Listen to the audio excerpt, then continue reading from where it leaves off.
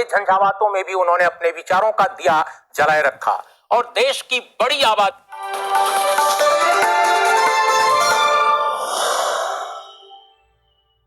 नमस्कार, राज्यसभा टेलीविजन के कार्यक्रम मीडिया मंथन में आपका स्वागत है। मैं हूं उर्मिलेश। मीडिया मंथन के आज के अंक में हम बात करेंगे हमारे देश का मीडिया डॉक्टर बी.आर. अम्बेडकर को कितना समझता है, उनके राष्ट्रवाद की धारणा को, उनको और कुल मिलाकर उनकी भारत के राष्ट्र निर्माण के प्रति जो धारणा थी उसको किस रूप में हम देखते हैं। Doctor B R. अम्बेडकर आधुनिक भारतीय इतिहास की एक बेमिसाल शख्सियत हैं, यह सभी मानते हैं। उनके जीवन काल में उन्हें तमाम तरह के विवादों, वैचारिक आरोपों और यहां तक कि अपमान का सामना करना पड़ा, लेकिन तरह तरह के झंझावातों में भी उन्होंने अपने विचारों का दिया जलाए रखा और देश की बड़ी आबादी के बीच लगातार ये जो अलख वो जगाते रहे। उसी का परिणाम था कि ऐसे बिरले उदाहरण होंगे जब कोई अपनी मौत के कई दशकों बाद विविधता भरे इस बड़े महादेश में इस कदर प्रासंगिक होकर उभरता है। लेकिन उन्हें विश्वविद्यालयों के एकेडमिक शोधों, बड़े बड़े सरकारी पदों और पुरस्कारों सम्मानों से सज्जित विद्वान प्रोफेसरों के मोटे मोटे इतिहास ग्रंथों या देश के ताकतवर मीडिया ने प्रासंगिक नहीं बनाया। सच तो यह है कि इनकी तरफ से उन्हें खास तवज्जो नहीं मिली शुरुआती दौर में। उन्हें तो उस अवाम, खासकर दलित, आदिवासी, पिछड़ों और उत्पीड़ितों के नवजागरण ने अपना महानायक बनाकर पेश किया, जिसके लिए वो आजीवन जूझते रहे और आज वह समाज के हर हिस्से के विमर्श में सबसे प्रासंगिक शख्सियत के रूप में मौजूद हैं। उनका शिक्षित बनो, संघर्ष करो और संगठित रहो का नारा आज भारत की बड़ी आबादी के लिए शहीद आजम भगत सिंह के मशहूर नारे इनकलाब जिंदाबाद की तरह प्रेरणा का पुंज बन गया है। पर भारतीय मीडिया का बड़ा हिस्सा अंबेडकर को आज भी सिर्फ दो रूपों में याद करता है, आरक्षण के देवता के रूप में या संविधान के प्रारूप के लेखक के तौर पर। निस्संदेह डॉक्टर अंबेडकर को के ये दोनों रूप बहुत महत्वपूर्ण हैं, पर क्या वह महज इतना भर थे? मैं समझता हूं और मेरी तरह शायद बहुत सारे लोग अब मानते हैं कि वो आधुनिक भारतीय इतिहास की ऐसी बड़ी शख्सियत हैं जिसने अपने जीवन और मौत के बाद देश के सामाजिक राजनीतिक जीवन को सबसे अधिक प्रभावित किया है उनके विचारों ने। इन दिनों अपने देश में राष्ट्रवाद का एक खास संस्करण चर्चा का विषय बना हुआ है। कुछ लोग अपने राष्ट्रवाद को अंबेडकर की राष्ट्र और धर्म की धारणा से जोड़ने की कोशिश कर रहे हैं। क्या है सच? आज मीडिया मंथन में हम इन तमाम सवालों के अलावा अंबेडकर विमर्श को लेकर विद्वत समाज और मीडिया के रोल की खास तौर पर चर्चा करेंगे। स्टूडियो में हमारे साथ मौजूद है चार खास मेहमान।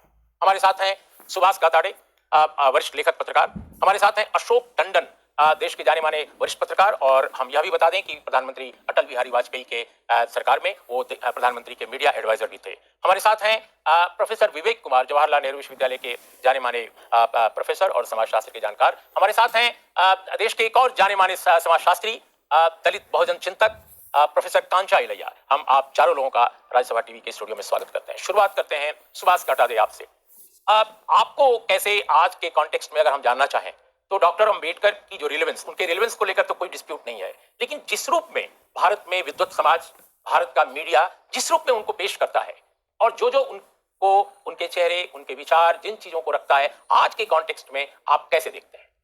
मेरे ख्याल से देश के सामने आज जो बड़ी मुख्य समस्याएं हैं, चाहे सांप्रदायिकता का सवाल हो, दलित मुक्ति का सवाल हो या पूंजीवाद की लूट का सवाल हो, तीन बड़े सवालों को अगर हम ले लें आज की तारीख में, मेरे ख्याल से अंबेडकर के चिंतन में और पूरे उनके व्यवहार में हमें उनके विचारों को लेकर, इन सारे चुनौतियों को लेकर के एक झलक मिलती है। और विडंबना ये दिखती है कि उनको रिड्यूस किया गया है। एक महान विचारक को जिस तरह से न्यूनीकृत किया गया, आपने ठीक ही कहा कि उनको सिर्फ दलितों का मसीहा बना दिया गया है।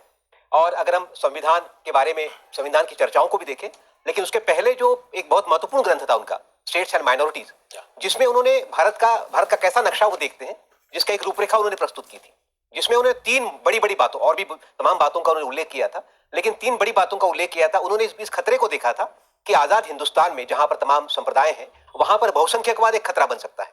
इसीलिए माइनॉरिटीज को प्रोटेक्ट करना पड़ेगा, पूरी तरह से प्रोटेक्ट करना पड़ेगा। एक महत्वपूर्ण बात उन्होंने इस बात पर जोर दिया था। और साथ साथ उन्होंने जो एक नक्शा पेश किया था, उन्होंने कृषि के राष्ट्रीयकरण की बात की थी, उन्होंने उद्योगों को सामूहिकरण की बात की थी, तो एक आर्थिक नक्शा भी पेश ऐसा उन्होंने किया था। तो मेरे ख्याल से तीनों ऐसी बातें महत्वपूर्ण बातें हैं। और एक महत्वपूर्ण जो से जुड़ी हुई बात है, उन्होंने आस्था की स्वतंत्रता की बात की थी। तो मेरे ख्याल से आज की तारीख में जो चिंताएं लोगों की दिख रही हैं, खास करके सत्ताधारी तबके में जिस तरह की चिंताएं दिख रही हैं, उन तमाम चुनौतियों का जवाब हमें उनके विचारों में उसमें मिलता है। तो विवेक, आप क्या कहेंगे इस बारे?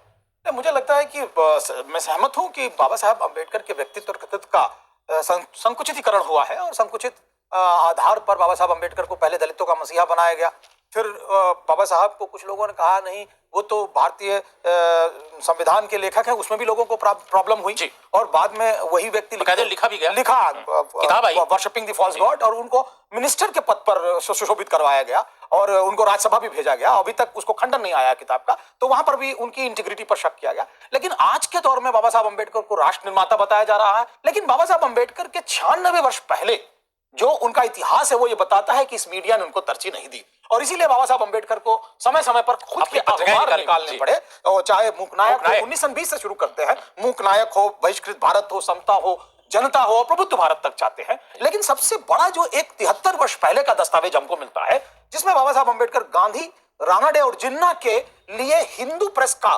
जो एनालिसिस था उसको प्रेस्क्राइब करते हैं, और वो बताते हैं कि हिंदू प्रेस ने उनको कितनी गालियां दी हैं। और ये बात कह रहे हैं बाबा साहब अम्बेडकर आखिरी समय में नानक चंद रत्तू से बात करते हुए कि मैंने बहुत मुश्किल से, बड़ी गुर्बत से कुछ प्राप्त किया है, और गालियों के बीच प्राप्त किया, जिसमें सबसे ज्यादा अगर गाली बकी है तो इस हिंदूवादी प्रश्न, ये शब्द उनके थे। और उसके बाद फिर वो जाते हैं हमारी जर्नलिज्म पर, और उन्होंने कहा कि जर्नलिज्म पहले व्यवसाय था, अब व्यापार बन गया है। और वो बाकायदा बताते हैं कि अगर राष्ट्रवाद की कोई कल्पना है तो मुझे लोग इसलिए ईर्ष्या कर रहे हैं कि मैंने गांधी और जिन्ना की भर्त्सना की है, लेकिन मैं ये गांधी और जिन्ना की भर्त्सना इसलिए नहीं कर रहा हूं कि मैं उनसे ईर्ष्या करता हूं, मैं इसलिए कर रहा हूं कि मैं अपने भारत से बहुत प्यार करता हूं। ये शब्द उन्होंने लिखे, और उसके बाद फिर उन्होंने बताया कि आज का जो जर्नलिज्म है वो कैसा हो गया है, और उन्होंने कहा कि ऐसा लगता है कि यह ढिढोरा पीटने वालों का जो अपने हीरो के प्रति वर्शिप है उसका जमावड़ा हो गया है। जी,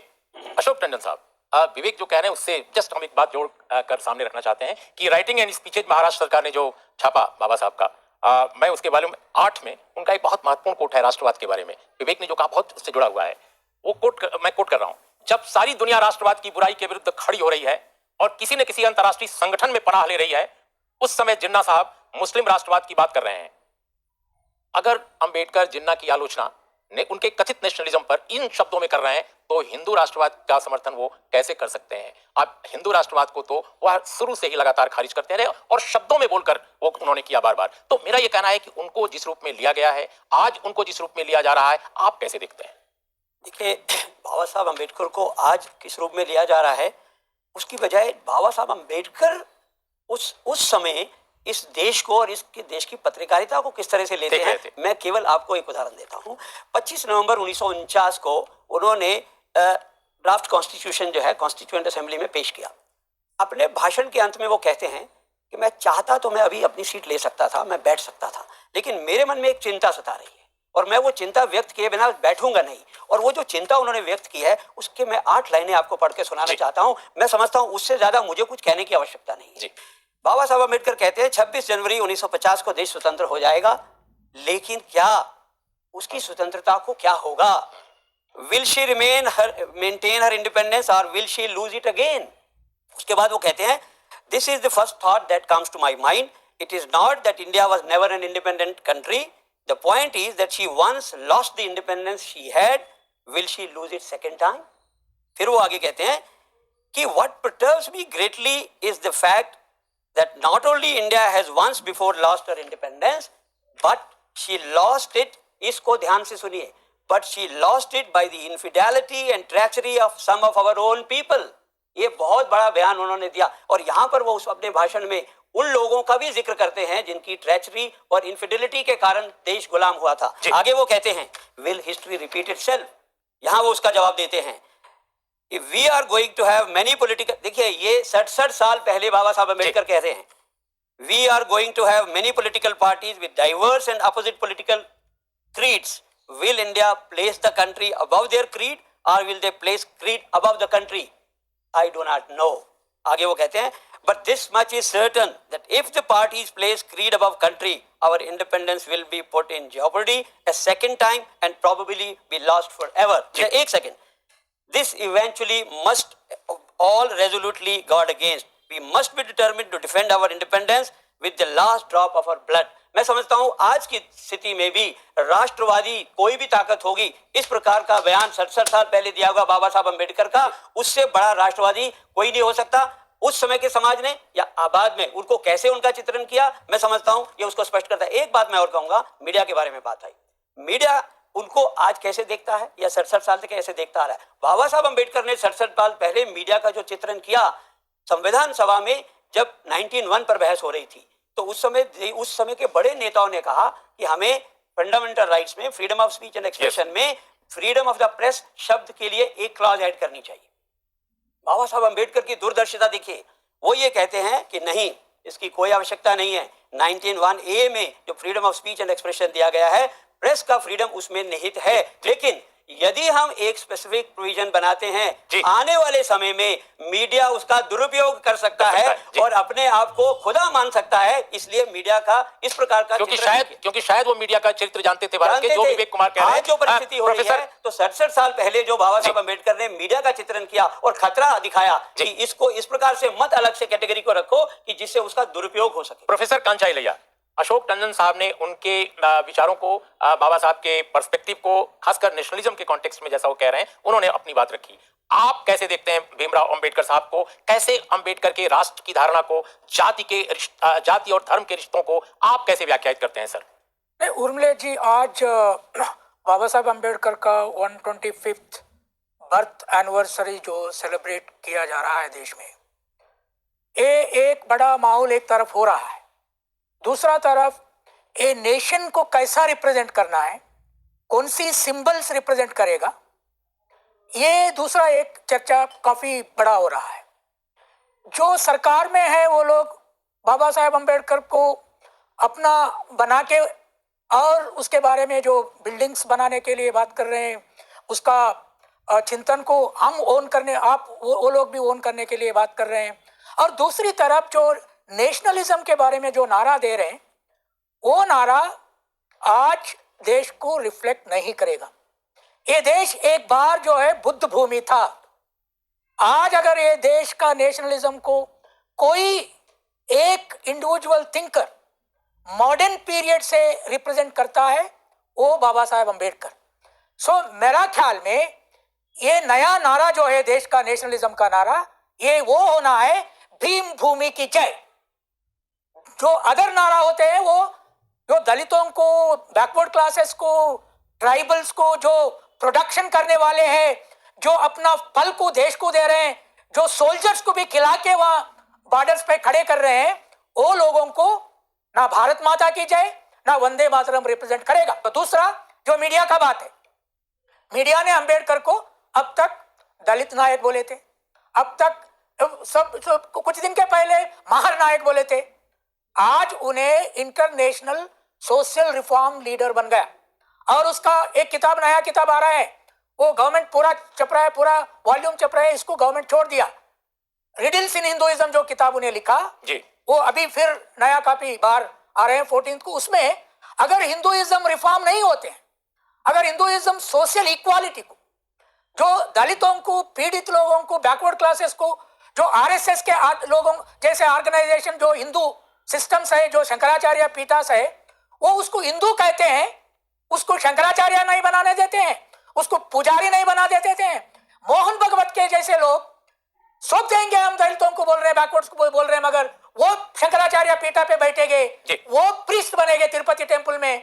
जब तक इक्वालिटी ये एरिया में नहीं आएगा, तब तक अंबेडकर का जो पूरा एनालिसिस था उस पे हम रास्ते पे चलने का इशू ही नहीं होता है। प्रोफेसर इलिया, आपने जो बात कही, एक छोटा अभी अंतराल हम लेते हैं और अंतराल के बाद जब लौटेंगे तो हम इन पहलुओं को जो आप चारों लोगों ने उठाए हैं, हम उनको भी विस्तार से सामने रखेंगे, कोशिश करेंगे कि हम इन सवालों को भी आगे ले जाएं। एक छोटा अंतराल।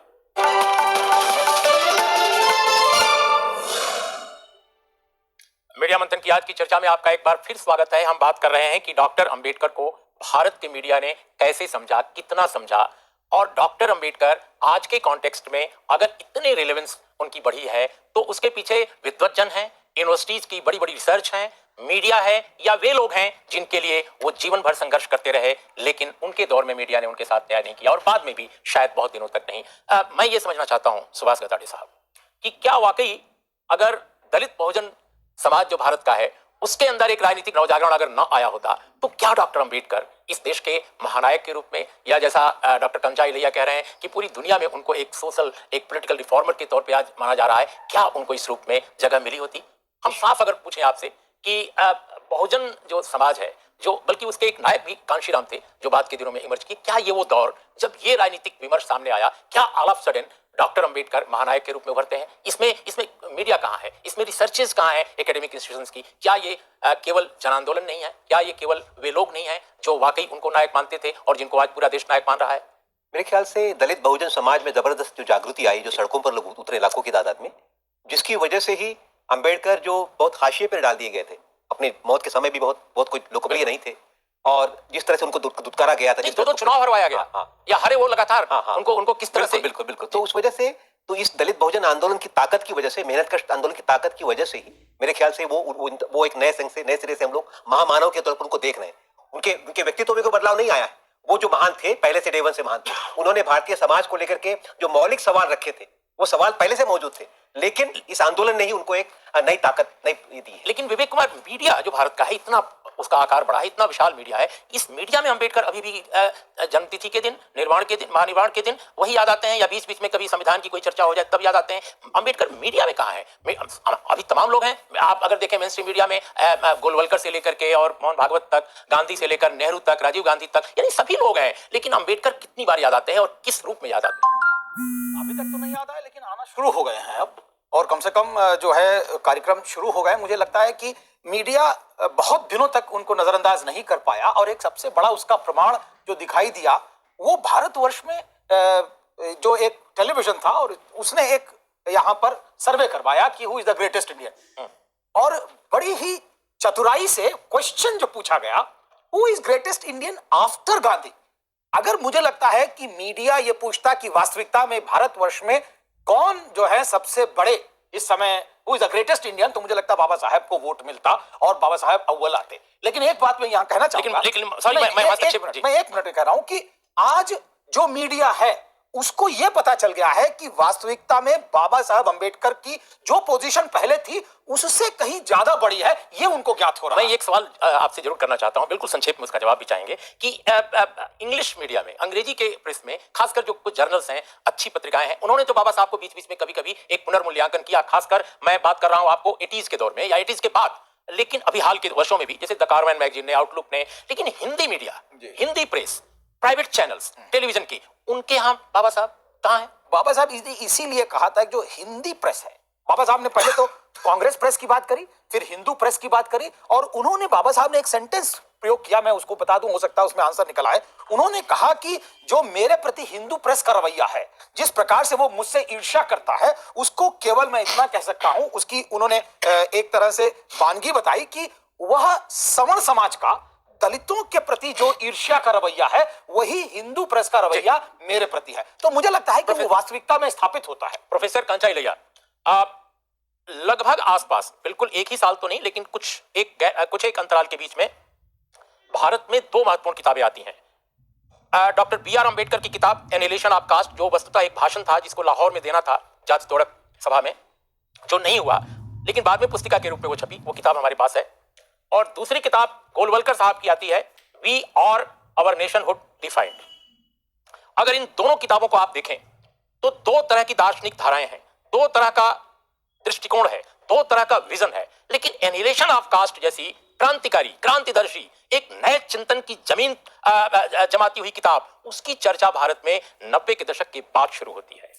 कैसे देखते हैं? देखिए, इसमें अंबेडकर का जो एनिहिलेशन ऑफ कास्ट टेक्स्ट है, वो एक सोशल रिफॉर्म का टेक्स्ट है, वो एक पॉलिटिकल रिफॉर्म का टेक्स्ट है, वो एक इकोनॉमिक रिफॉर्म का टेक्स्ट है, वो एक देश को पूरा यूरो अमेरिकन स्टेटस से स्टेटस पे लाने का एक काफी रेवोल्यूशनरी टेक्स्ट है। जो गोलवालकर का टेक्स्ट है वो स्टेटस को कैसा मेंटेन करना, जो भारत रामायण महाभारत वेद से लेके जो कास्ट सिस्टम को डिवाइड करते आके यहाँ तक आया, जो ब्राह्मण लोगों का जो अधिकार जब से लेके अब तक कैसा खड़े रहेंगे उसको हम नेशन बोलेंगे, वो है गोलवालकर का। अंबेडकर का ये है गौतम बुद्ध का। पूरा हिंदू हिस्ट्री में एक लिविंग ह्यूमन बीइंग प्रॉफिटहुड से नेशनहुड को नहीं लाया गया था, कोई नहीं है वैसा। पूरा जो है इमेजिनेटिव और माइथोलॉजिकल फिगर्स को लाए, मगर अंबेडकर ने नेशनहुड को गौतम बुद्ध से जुड़ाया। जो गौतम बुद्ध यही देश में पैदा होके फर्स्ट यूनिवर्सल रिलीजन को एस्टैब्लिश किया, जो रिलीजन आज चाइना, जापान, कोरिया और वो इकोनॉमिस्ट को वर्ल्ड इकोनॉमी बनाया, वो बुद्धिस्ट इकोनॉमी बना। ये बुद्धिज्म को रिकॉग्नाइज करने के लिए हिंदुइज्म रेडी नहीं। अंबेडकर को मीडिया ने इसलिए भूल गया, हिंदी मीडिया जो हिंदू मीडिया बनके बुद्धिज्म अगर रिसर्च हो गया बुद्धा और धम्मा से लेके, ये पूरा ब्राह्मणवाद का सिस्टम, हायरार्किकल सिस्टम, जो डिवीजन ऑफ लेबर्स और डिवीजन ऑफ ह्यूमन बीइंग्स और वुमेन ऑपरेशन जो हुआ वो खत्म हो जाएगा। खत्म हो तो अपना राज गिर जाएगा, तो दूसरा राज आएगा, इसीलिए ये प्रॉब्लम आ गया। आप बिल्कुल, हमारे पास वक्त अब खत्म है। कैसे आप समेटते हैं इन सारी चीजों को, खासकर डॉक्टर अंबेडकर की कॉन्टेक्स्ट में? देखिए, मेरा ये कहना है कि अगर बहुजन समाज ने बाबा साहब अंबेडकर को आइकॉन बनाया है तो इसमें ये कोई नई बात नहीं है। देखिए, जितने भी देश में हमारे महापुरुष हुए हैं उनको आइकॉन बनाने के लिए कोई ना कोई उनके साथ जुड़ा है। अगर आज विवेकानंद, अरविंदो, गांधी, लोहिया या दीनदयाल उपाध्याय या स्वामी विवेकानंद या स्वामी दयानंद, आप देखिए इनके पीछे कोई ना कोई एक संस्था जुड़ी तभी आइकॉन बने। इसलिए अगर बहुजन समाज ने बाबा साहब अंबेडकर को आइकॉन बनाया, मैं समझता हूँ इस पर कोई प्रश्न चिन्ह नहीं लगना चाहिए। लेकिन आखिर एक चीज, एक समस्या है कि इन महापुरुषों को या इस तरह के महानायक जैसे अंबेडकर के कॉन्टेक्स्ट में अब बहुत सारे लोग उनको भी एप्रोप्रिएट करने की कोशिश कर रहे हैं, लेकिन अगर मीडिया में अंबेडकर के पर्सपेक्टिव के बारे में, उनके हिस्टोरिकल रोल के बारे में, उनकी फिलॉसफी के बारे में, उनके वर्ल्ड विजन के, वर्ल्ड व्यू के बारे में सब कुछ साफ साफ होता तो शायद ये एप्रोप्रिएट करने की एक, जैसे मान लो लगता है कि एक सियासी छीना झपटी मची हो महानायकों को हड़पने की, ये कम से कम नहीं होती और इतिहास में सब कुछ साफ होता, समाज में सब कुछ साफ होता कि कौन कहां खड़ा है। नहीं, लेकिन कभी भी इन सब आइकॉन को बनाने में मीडिया का कभी रोल नहीं रहा। उनके पीछे जो समाज का वर्ग जुड़ता है वो उनकी जब आगे आस्था लाता है उनको, तो उसके कारण वो महानायक बने और वो हमेशा के लिए बन गए। बाबा साहब ने साफ साफ लिखा है कि नहीं, यहाँ पर मीडिया ने, हिंदू प्रेस ने, कांग्रेस प्रेस ने बाकायदा नायकों को स्थापित और उनके स्तुति गान के लिए, इनको हीरो बनाने के लिए लिखाई की है। ये लिखित दस्तावेज है। ये इसलिए हम इतिहास के मुझे लगता है कि छोटे से अशोक जी पक्ष को ही डिस्कस कर रहे हैं। मुझे लगता है हजारों साल की बात करें तो आइकॉन बनाने में मीडिया कभी नहीं था, वो समाज का वर्ग उनके साथ बनाया है। लोगों को बाकायदा हमारे यहाँ एडवर्टीजमेंट चले हैं, मीडिया ने खड़ा कर दिया। कहीं से जो लोग नहीं थे, पार्टियां हैं इस देश के अंदर, आम आदमी पार्टी बनी है केवल मीडिया, यूट्यूब से। लेकिन विवेक, हमारा समय, डॉक्टर कांचा इलैया, आज हमारा समय वाकई खत्म हो गया है। एक ही छोटा बात बोलो, अंबेडकर को डेलिबरेटली नेग्लेक्ट किए हैं, उन्हें बुद्धिज्म को लाने का जो प्रयास नहीं, इसमें कोई दो राय नहीं, इसमें कोई दो राय नहीं। हम लोग अभी आप 90 और दशक की बात छोड़ दीजिए, अगर 2-3 दशक पहले की बात देखिए तो स्कूलों में, लाइब्रेरीज में, बुक स्टॉल्स पे अंबेडकर कहीं दिखते भी नहीं थे। ये एक हकीकत है। आप लोगों ने, मुझे लगता है कि आज बहुत महत्वपूर्ण बातें कही हैं। हम जिस दौर में अंबेडकर पर चर्चा कर रहे हैं वह ऊपरी तौर पर बहुत चमकीला नजर आता है, लेकिन विचारों का कुहासा शायद इस दौर में बहुत ज्यादा है। संविधान लागू होने के इतने वर्षों बाद भी जहां एक तरफ किसी बड़े सियासी दल का कोई बड़ा नेता कहता हो कि संविधान ने ही दलितों, निचली जातियों का दिमाग चढ़ा दिया है, और दूसरी तरफ विचार और विवेक की दुनिया में दाखिल होते दलित समाज के रोहित वेमुला जैसे आदर्शवादी युवा आत्महत्या के लिए विवश किए जा रहे हों, वहां अंबेडकर के विचार, किताबें, नारे और उनका समूचा जीवन संघर्ष किसी जलती मशाल की तरह है। वह विचारों के कुहासे में हमारा रास्ता रोशन करता है, लेकिन हमारा मुख्य धारा मीडिया क्या सुन रहा है? इसी सवाल के साथ आज की चर्चा का हम समापन करते हैं, और आप चारों मेहमानों का बहुत बहुत धन्यवाद इस विषय पर चर्चा करने के लिए, अपनी बात बेबाक ढंग से कहने के लिए। नमस्कार, देखते रहिए राज्यसभा टेलीविजन।